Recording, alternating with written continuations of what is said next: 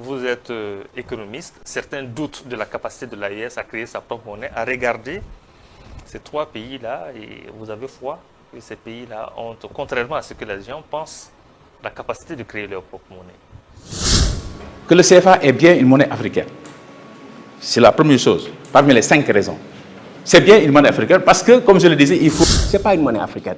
Le Mali d'Assimi Goïta a été sanctionné en 2022. Le professeur Ndiaye a dit qu'ils peuvent à chaque fois aller sur le marché financier. Assimi Goïta du Mali, après le deuxième coup d'État, ne pouvait pas aller sur le marché financier. Il n'avait même pas accès à ses propres comptes. L'État malien n'avait pas accès à ses propres comptes. La réforme de 2019, c'est la dernière réforme. Le compte d'opération, que les gens n'ont pas compris du tout. Je ne veux pas revenir là-dessus. Les gens n'ont rien compris sur le compte d'opération. Le compte d'opération a été supprimé pour qu'on ait la paix. On a parlé de la réforme de 2019. Ce n'est pas une réforme monétaire, c'est une réforme administrative. Le professeur Ndiaye a dit que c'est une monnaie africaine. Ce n'est pas une monnaie africaine, c'est la réforme de 2019 qui est supprimée. Donc les réserves de change sont revenues. Donc la France est sortie des instances. La France ne siège plus dans les instances de décision. Depuis 2019, ne siège plus.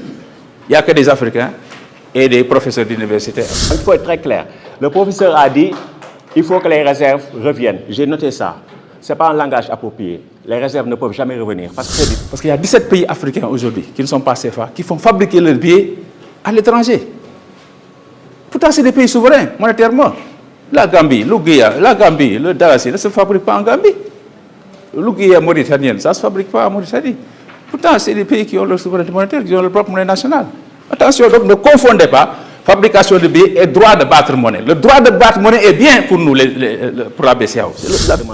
Mais pour moi, la vraie question, c'est est-ce qu'il faut anticiper le changement ou le subir? Parce que le CFA vit ces derniers jours. Quand il dit ces derniers jours... Quel est l'avenir du franc CFA sur le continent, selon vous? Pour moi, le franc CFA appelé à mourir. Et le coup de semonce de la mort du franc CFA viendra de l'AES. Selon le journal Africa Intelligence, il existerait un bras de fer au sein de l'UEMOA et en cause la présidence du Conseil des ministres devant revenir au Burkina Faso, contestée par Alassane Dramane Ouattara. Est-ce la peur d'une voie libre ou quelle analyse vous en faites? Ben, vous savez qu'Alassane Ouattara, c'est un homme lige de qui vous savez.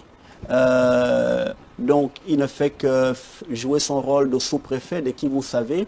Et comme les pays de l'AES, notamment le Burkina, sont des pays qui ont compris la voie à suivre, celle du souverainisme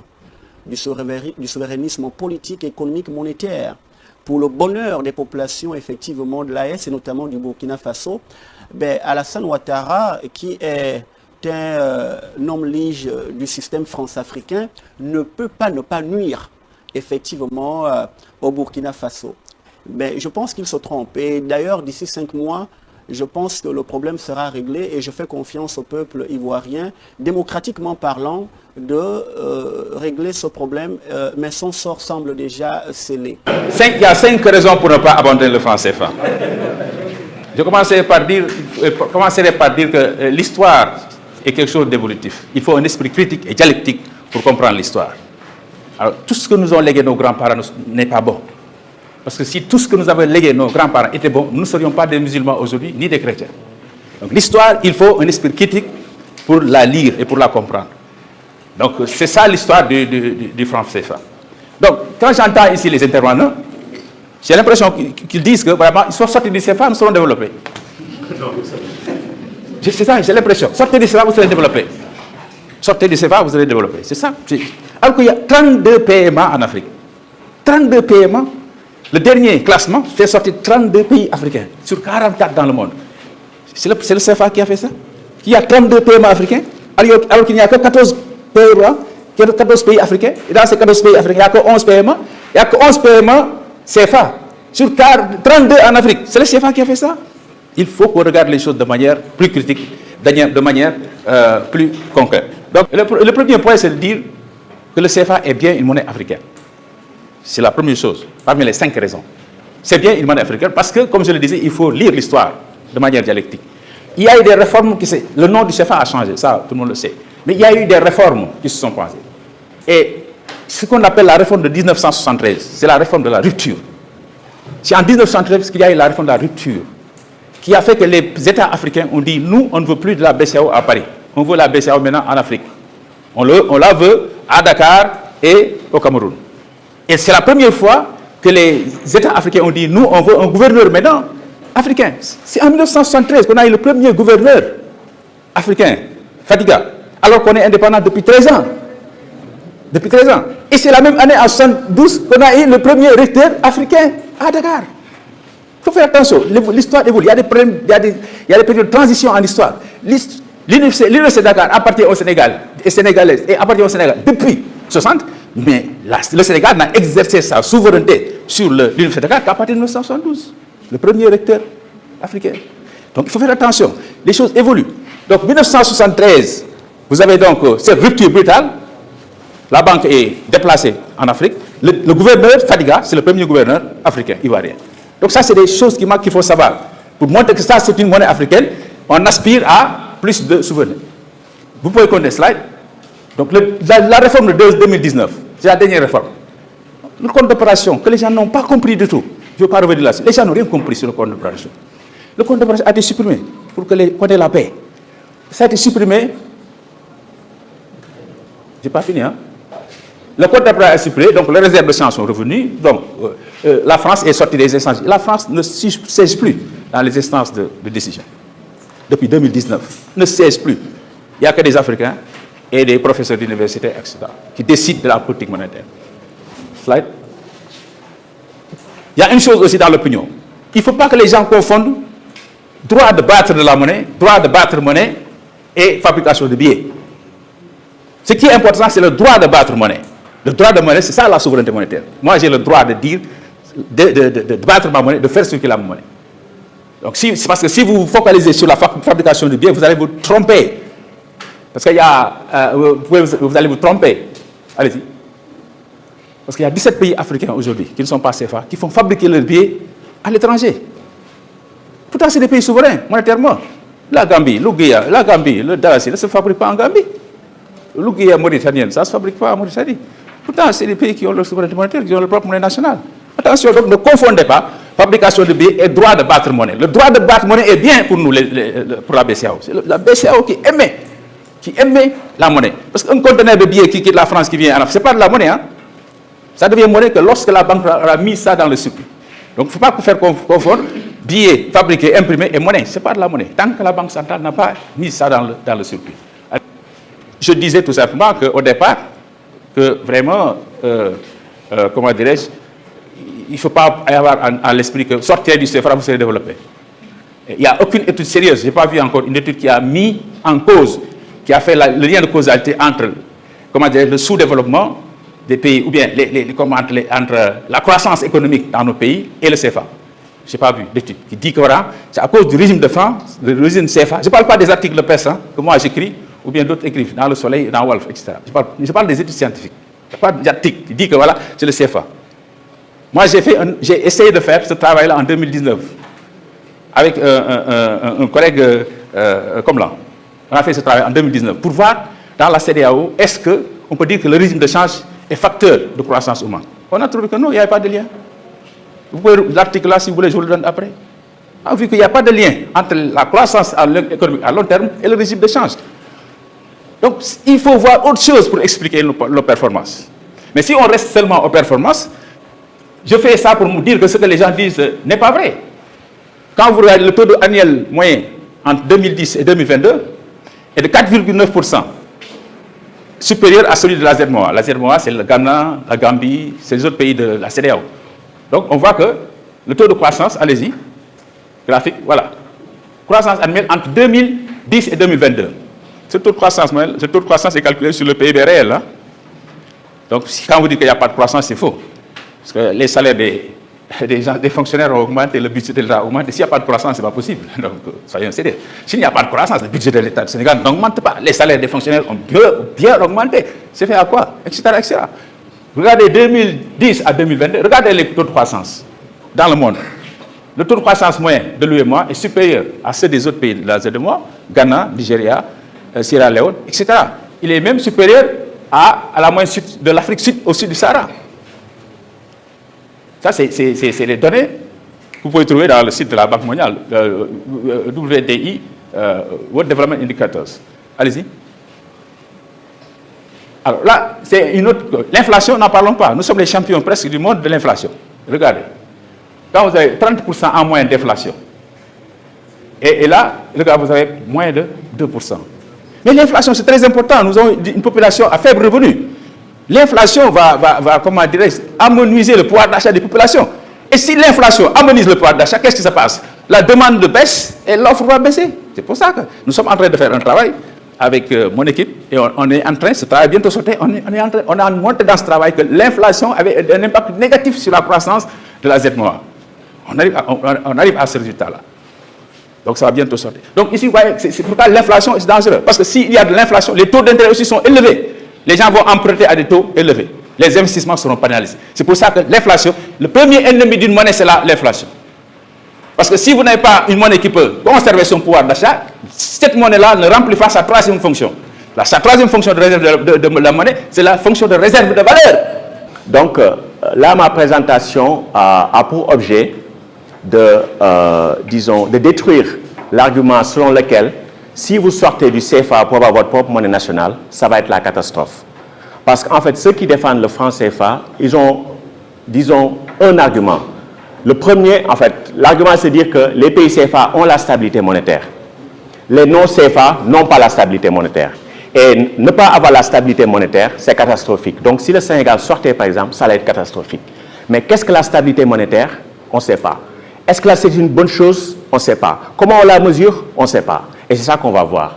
Donc, vous allez voir que les unions monétaires, par quoi j'entends des États souverains qui se mettent ensemble pour avoir une propre banque centrale qui émet une monnaie commune, il n'y en a que 4. Les 3 sont d'origine coloniale. Les 2 blocs CFA, l'Union monétaire des Caraïbes orientales, la seule zone monétaire qui a été créée, qui survit dans la période post-coloniale, c'est la zone euro.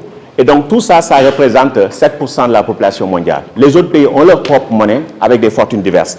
Et là, vous allez vous rendre compte que, par exemple, les pays qui utilisent le franc CFA, UEMOA, CEMAC, représentent 2,6% de la population mondiale et juste 0,3% du PIB mondial. Donc, 9 fois moins que ne le justifierait leur population. Donc, nous sommes l'exception. Donc, avoir même ce type de débat montre que vraiment nous sommes en retard vis-à-vis de l'évolution historique.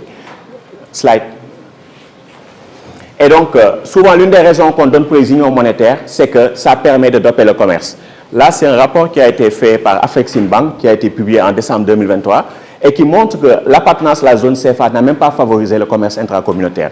Vous prenez les pays de la CEMAC, c'est-à-dire en Afrique centrale, ils partagent le CFA depuis 1945. Et quand vous regardez les statistiques, le commerce entre ces pays qui utilisent le CFA de 1995 à 2021, c'est 1,5% en moyenne annuelle. 1,5%. Et depuis 8 décennies, ils partagent la même monnaie. Donc ça vient de Afreximbank. Et donc, quand les gens parlent de stabilité monétaire, c'est très intéressant. Parce que l'un des plus grands économistes du XXe siècle, Ayman Minsky, de la deuxième partie du XXe siècle, il dit que les économistes capitalistes sont intrinsèquement instables. Et donc, toute sa pensée, ça veut dire comment l'État peut rendre le capitalisme, qui est intrinsèquement instable, stable. D'où ce livre, Stabilizing an Unstable Economy. Maintenant, quand vous êtes dans les pays les plus pauvres au monde, on vous dit que vous avez la stabilité monétaire, il faut vraiment comprendre ce que ça signifie. Parce que même les États-Unis sont une économie instable, le Japon est une économie instable. Mais nous, on nous dit qu'on a la stabilité monétaire. Donc, il faut comprendre ce que ça signifie. Slide. Ce que j'ai toujours écrit, c'est que, comme Dembélé l'a dit, rester dans le CFA, c'est souscrire une assurance sous-développement. Tant que vous y êtes, sous-développement. En sortir ne suffit pas.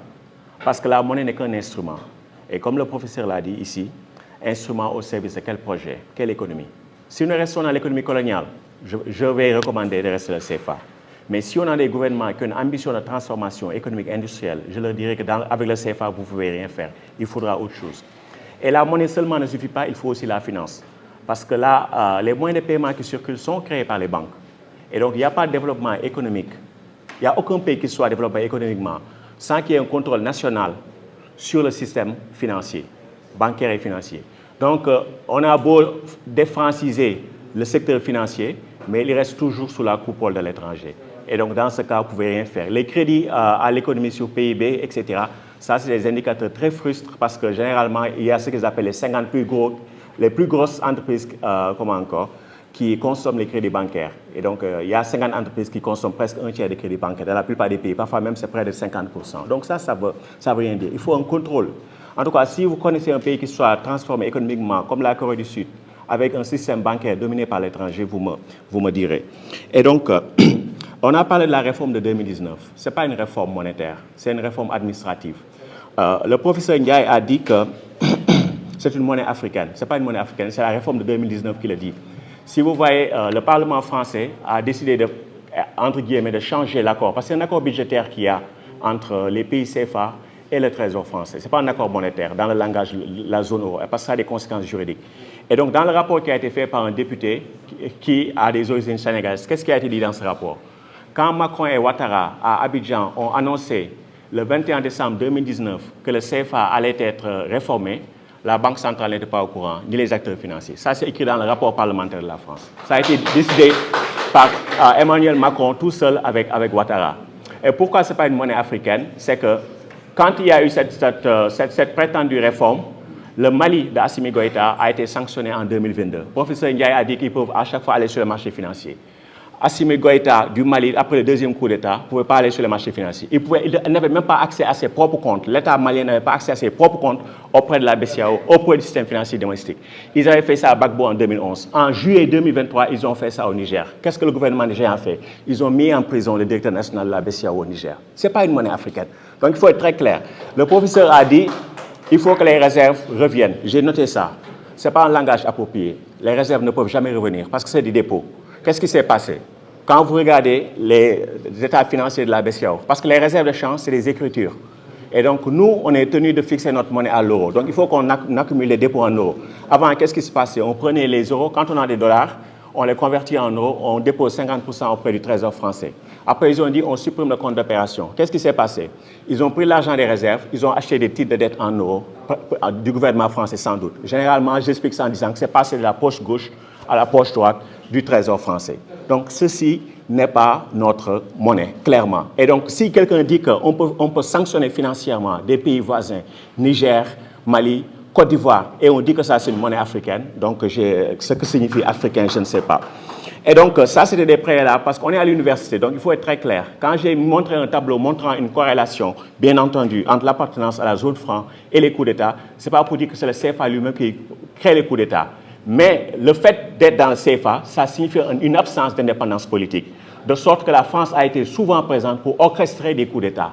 Et donc, pour la première fois dans le Sahel, on a des gouvernements qui n'ont pas été choisis par la France. Et généralement, j'ai fait ce travail-là. Il y a un livre qui s'appelle « La démocratie en France », ça fait une histoire de l'impérialisme électoral. C'est une histoire sur 200 ans avec toutes les statistiques électorales et tout. Donc, ceux qui sont intéressés pourront aller le trouver là-bas. Donc, pour moi, la question qu'on a posée aujourd'hui, j'y ai répondu parce que c'est ce qu'on nous a demandé. Mais pour moi, la vraie question, c'est est-ce qu'il faut anticiper le changement ou le subir? Parce que le CFA vit ces derniers jours. Quand je dis ces derniers jours, ça peut être 2 ans, 3 ans, 5 ans, je ne sais pas. Mais ce qu'il y a, c'est qu'il y a une demande populaire pour en sortir. Les pays de l'AES font des pas vers la souveraineté monétaire. Ces pays vont sortir. Maintenant, s'ils sortent, qu'est-ce qui va arriver? Est-ce qu'on est préparé à ça? Donc, pour moi, la question, ce n'est pas est-ce qu'il faut sortir ou pas. C'est est-ce qu'on est prêt pour anticiper le changement ou est-ce qu'on va en sortir? Parce que les pays de l'AES vont sortir. Et après, ce qui va se passer, je ne sais pas.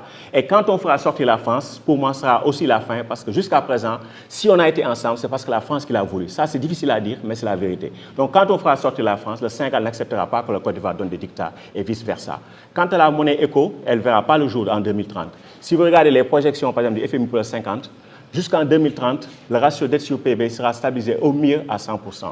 Et là, vous avez donné quelque chose de très important, la dette. Parce que cette dette, en monnaie étrangère, elle est énorme. Et donc, c'est une hypothèque sur toute réforme monétaire. Parce que, comme vous avez dit, il y a un risque de change. Quand on a une monnaie surévaluée, quand on change la monnaie, on s'attend à ce qu'elle se déprécie un peu. Et donc, quand vous avez une dette en monnaie étrangère, ça peut poser des problèmes. Même si on reste dans le cas du CFA, on ne peut pas gérer cette dette-là. Ce qui va arriver, c'est la dévaluation interne. C'est-à-dire que vous allez perdre une génération. Donc nous, actuellement, parce que quand j'ai dit récemment dans une émission que le gouvernement n'a pas suffisamment parlé de la question de la dette, c'est que nous faisons face au spectre de perdre une génération. En Afrique centrale, ce sera vraisemblablement le cas. Quand vous regardez les projections de surplus primaire du FMI, c'est 7%. Quand ils ont fait ça à la Jamaïque, depuis 1990, il n'y a plus eu de développement économique en Jamaïque. Et c'est ce qu'on va imposer à la République du Congo. Nous, on ne peut pas payer cette dette-là. Mais en la payant, on accepte l'austérité. Parce que quand vous regardez l'histoire des 50 dernières années, la dette en monnaie étrangère ne peut être soldée que d'une seule manière, on l'annule. Et donc là, c'est un vrai problème. Ça dépasse le CFA. C'est-à-dire cette question de la dette, elle est prioritaire, la dette en monnaie étrangère. Et c'est une question politique et ça dépendra de comment le gouvernement voudra régler ça. Donc je salue la présence du Dr Seydou Bokoum, du député Thomas Faye, qui est toujours là pour en fait participer au débat qui intéresse en tout cas le peuple. Mais ce que je voudrais dire, c'est que l'économie néoclassique est très faible sur la monnaie. Et donc, elle conçoit la monnaie comme un instrument d'échange, alors que c'est un instrument de souveraineté. On pourra peut-être avoir un autre jour, on pourra aller dans le détail pour montrer qu'est-ce qu'on peut faire avec une monnaie nationale. Il n'y a pas de monnaie unique en Amérique latine, ils sont plus intégrés que nous. Il n'y a pas de monnaie unique en Asie, ils sont plus intégrés que nous. Il y a d'autres formes d'intégration, de coopération monétaire, industrielle, etc., qu'on peut envisager et qui nous permettent d'être ensemble de manière différente, tout en respectant la souveraineté des Africains, en renforçant également la souveraineté individuelle. Peut-être un autre jour, on pourra en parler, mais pour moi, la question, ce n'est plus le CFA, parce que la question, c'est est-ce qu'on va anticiper le changement ou le subir?